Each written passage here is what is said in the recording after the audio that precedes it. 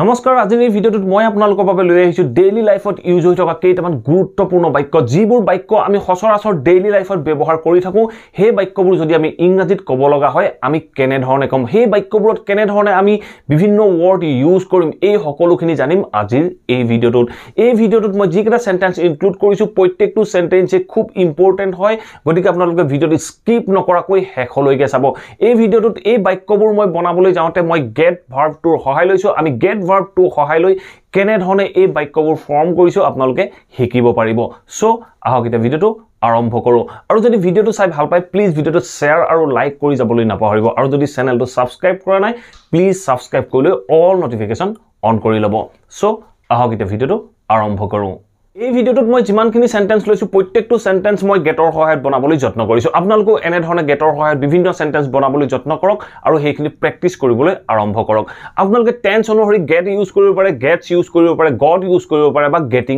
Use কৰিব পাৰে আপোনালোকে টেন্স অনুসৰি গেটৰ যেটো ফৰ্ম হয় সেই ফৰ্মখিনি চেঞ্জ কৰিব পাৰে সো প্ৰথম কথা হল আমি বুজি পোৱাৰ ক্ষেত্ৰত গেট ইউজ কৰো মই তোমাৰ কথা বুজি নাপালো মই ধৰক বাক্যটো কৈছো যে মই তুমি কি কলা মই বুজি নাপালো সেই বাক্যটো আমি ক'বলৈ যাওঁতে আমি কেনে ধৰণে কম I didn't get what you said I didn't get এই বাক্যটো চাওক I didn't get বা I did not get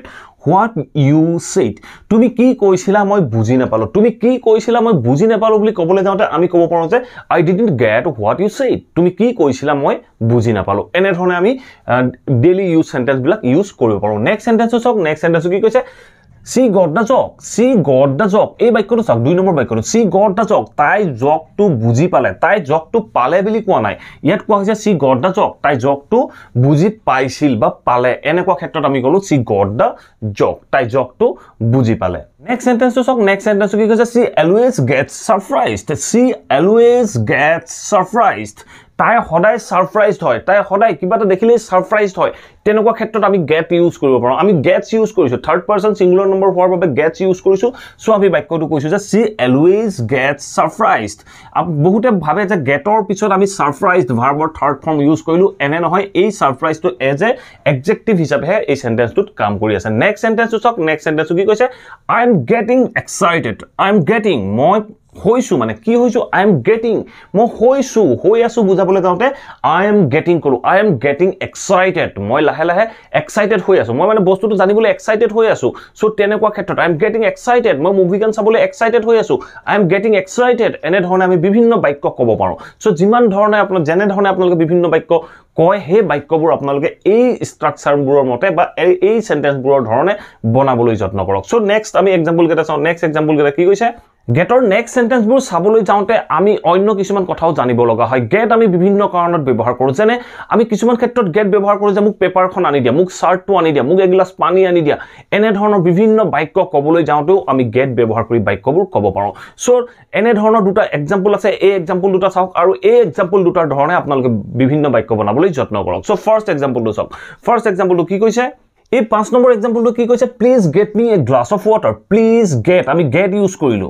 get me a glass of water get me a glass of water means মোক এগিলাস পানী দিয়া মোক এগিলাস পানী দিয়া সো তেনে ক্ষেত্ৰত কৈছো আমি please get me a glass of water Please get me a glass of water. Please get me the sword. Please. Next example is please get me the newspaper. 6 number example to. Please get me the newspaper. I mean, please to koa nai get me the newspaper. Mane muk newspaper khon dia, muk newspaper khon ani dia, ba muk newspaper khon dia. Enekwa orthor babe ami get use kori bibhinno bakyo kobo paro. Get me the sword, get me the paint, get me a glass of water. Ene dhone bibhinno bakyo apuni form kori practice koribole arambho korok. Next আমি get use কৰো যেতিয়া আমি বাক্যটোৰ দ্বাৰা ক'বলৈ যাওঁ মই কিবা এটা পালো বা পাও বা পাইছিলো এনে ধৰণৰ অৰ্থ প্ৰকাশ কৰিবলৈ যাওঁ তেনেকুৱা ক্ষেত্ৰত আমি get ইউজ কৰো বা মই পোৱা নাছিলো তেনেকুৱা ক্ষেত্ৰতো আমি get ইউজ কৰো যেনে আপুনি ক'ব পাৰে যে মই কিতাপখন টেবুলৰ ওপৰত পালো বা মই পেনটো ড্ৰয়াৰত পালো এনে ধৰণৰ বিভিন্ন বাক্য ক'বলৈ যাওঁতে আমি get ইউজ কৰি বাক্যবোৰ ক'ব পাৰো আমি কেনে ধৰণে কম দুটা সেন্টেন্স আছে সেন্টেন্স দুটা চাওক সো ফাৰ্স্ট সেন্টেন্সটো চাওক কি কৈছে I didn't get time to call you I didn't get time to call you মানে 7 নম্বৰ সেন্টেন্স চাওক এই 7 নম্বৰ সেন্টেন্সটো চাওক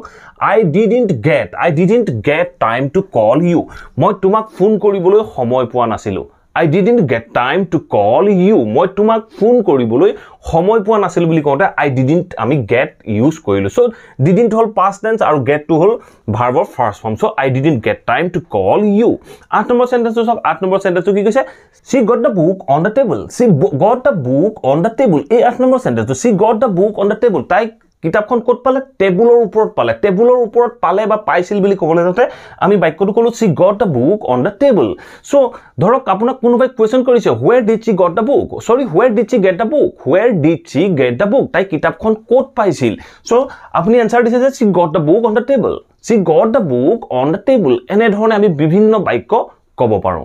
Next আমি get ব্যৱহাৰ কৰো যেতিয়া আমি কোনো এটা কাম অন্য কাৰোবাৰ দ্বাৰা কৰোৱা বুজাও মানে কামটো মই কৰা নাই মই বেলেগ কাৰোবাৰ হতুৱাই কামটো কৰাইছো তেনেকুৱা ক্ষেত্ৰটো আমি get ব্যৱহাৰ কৰো সো কেনে ধৰণে get ব্যৱহাৰ কৰো এক্সাম্পল দুটা চালে ভালকে গম পাব সো ফাৰ্স্ট এক্সাম্পল চাওক কি কৈছে I am getting my car repaired এই বাক্যটো চাওক I am getting মই কৰাই আছো কি কৰাই আছো I am getting my car মোৰ কাৰখনত কৰোৱাই আছো কি কৰোৱাই আছো repaired মই মোৰ গাড়ীখন ৰিপেয়াৰ কৰোৱাই আছো so I am getting my car repaired মই মোৰ গাড়ীখন ৰিপেয়াৰ কৰোৱাই আছো মই যদি কওঁ I am repairing my car মানে মই মোৰ কাৰখন নিজে ৰিপেয়াৰ কৰি আছো মই কৈছো যে মই অন্য মেকানিকৰ হতুৱাই কামটো কৰোৱাই আছো বেলেগ ব্যক্তিৰ হতুৱাই গাড়ীখন ৰিপেয়াৰ কৰোৱাই আছো তেনেকুৱা ক্ষেত্ৰত কৈছো I am getting my car repaired so এনেকুৱা বাক্যত সদায় মনত ৰাখিব যেটো লাষ্টৰ ভাৰ্ব হয় সেই ভাৰ্বটো সদায় থাৰ্ড ফৰ্মত ইউজ কৰিব লাগে নেক্সট এক্সাম্পল চাওক ঠিক তেনে ধৰণে কি কৈছে He got the room repaired. এই বাক্যটো চাওক he got the room cleaned. মই ভুলতে repaired বুলি কৈ পাইছিলো so he got the room cleaned. He room to সাফ কৰালে মানে he room to সাফ কৰালে he নিজে সাফ কৰা নাই he got the room cleaned. He room to কাৰোবাৰ হতুৱাই সাফ কৰালে তেনেকুৱা ক্ষেত্ৰত আমি বাক্যটো কলো he got the room cleaned মানে হি নিজে কৰা আমি যদি got টো উঠাই দিও he cleaned the room হলে হি room টো নিজে সাফ কৰিলে মই যদি কওঁ he got the room cleaned মানে হি room টো কাৰোবাৰ হতুৱাই সাফ কৰালে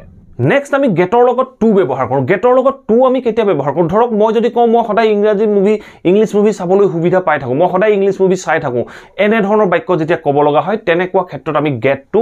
ব্যৱহাৰ কৰো সো এনে ধৰণৰ বাক্য আমি প্ৰায় কৈ থাকিব লগিয়া হয় সো সেই বাক্যবোৰ আমি কেনে ধৰণে কম এই বাক্যটো চাওক 11 নম্বৰ বাক্যটো I always get to watch English movie I always get to watch English movie I always মই সদায় কি কৰো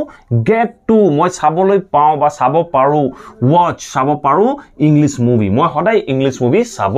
পাৰো নেক্সট এক্সাম্পল চাওক নেক্সট এক্সাম্পল কি কৈছে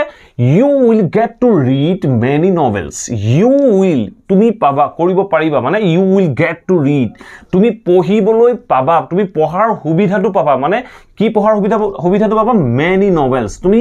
ধেৰ উপন্যাস পঢ়িবলৈ সুবিধা পাবা তেনেকুৱা ক্ষেত্ৰত আমি বাক্যটো কৈছো you will get to read many novels তুমি বহুত কিতাপ পঢ়িবলৈ সুবিধা পাবা Next আমি কিছুমান বাক্যত হেভৰ পিছত got ইউজ কৰো যেনে আমি কিছুমান বাক্য কওঁ যে I have to go now I have to go now আপোনালোকে এনে ধৰণৰ বাক্য লিখিবলৈ যাওঁতে I have to go now এ ক'ব লাগিব বা লিখিব লাগিব কিন্তু যেতিয়া আপোনালোকে কোনো এখন ইংলিশ মুভি চাই ইংলিশ মুভিবোৰত আপোনালোকে হয়তো নিশ্চয় শুনে যে have got to ইউজ কৰে have got to সো কি কাৰণে ইউজ কৰে বা কেনে ধৰণে ইউজ কৰে এই বাক্য দুটা চালে ভালদৰে গম পাব সো এই 13 number এক্সাম্পলটো you have got to go now you have got to go now এই বাক্যটো চাওক you have got to go now এই বাক্যটো আমি স্পোকেন ইংলিশত ইউজ কৰিব পাৰো কিন্তু আপুনি যেতিয়া লিখিব লগা হয় তেনেকুৱা ক্ষেত্ৰত আপুনি বাক্যটো লিখিব লাগিব you have to go now এই সেন্টেন্সটো গ্ৰামাটিক্যালি কাৰেক্ট হয় কিন্তু আপোনালোকে মুভি এটিত নিশ্চয় শুনে বিভিন্ন ইংলিশ মুভিত নিশ্চয় শুনে যে you have got to go now বা you gotta go now এনে ধৰণে এই have got to কন্ট্ৰাকচন কৰি gotta বুলি কোৱা হয় you gotta go now এনে ধৰণে কোৱা নিশ্চয় শুনিবলৈ পায় সো নেক্সট এক্সাম্পলটো চাওক নেক্সট এক্সাম্পলটো কি কৈছে I have got to meet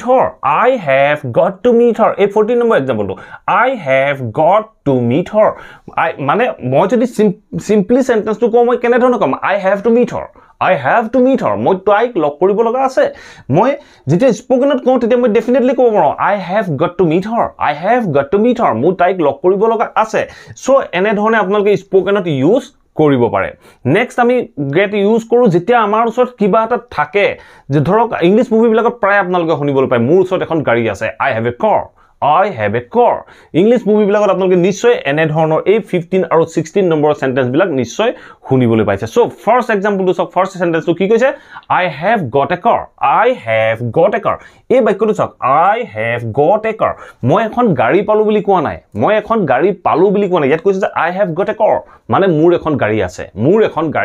আছে এনেকুৱা অৰ্থত I have got a car. I have car হলনি I have got a car. এনে ধৰণে স্পোকেন ইংলিশত বিভিন্ন ব্যক্তিয়ে ব্যৱহাৰ কৰা শুনিবলৈ পোৱা যায়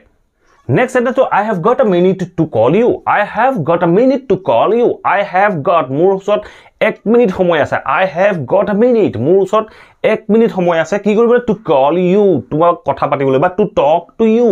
I have got a minute to talk to you মোৰ তোমাৰ লগত কথা পাতিবলৈ 1 মিনিট সময় আছে এনেকুৱা ক্ষেত্ৰত আমি I have got a minute এনে ধৰণে বিভিন্ন বাক্য ক'ব পাৰো সো আশা কৰো আপোনালোকে এই ভিডিওটোৰ পৰা নিশ্চয় জানিব পাৰিলে get ব্যৱহাৰ কৰি আমি ডেইলি ইউজ সেন্টেন্সবোৰ কেনে ধৰণে ক'ব পাৰো যদি ভিডিওটো ভাল পালে প্লিজ ভিডিওটো লাইক কৰিব শেয়াৰ কৰিব আৰু কমেন্ট কৰি মোক জনাব আপোনালোকে এই ভিডিওটোৰ পৰা কিমানটা নতুন স্ট্ৰাকচাৰ শিকিব পাৰিলে যদি চেনেলটো এতিয়াও সাবস্ক্ৰাইব কৰে প্লিজ সাবস্ক্ৰাইব কৰি লৈ অল নোটিফিকেশন অন কৰি ল'ব মই এনে ধৰণৰ ইংলিশ লাৰ্নিংৰ ভিডিও ৰেগুলাৰ আনি থাকো thank you for watching this video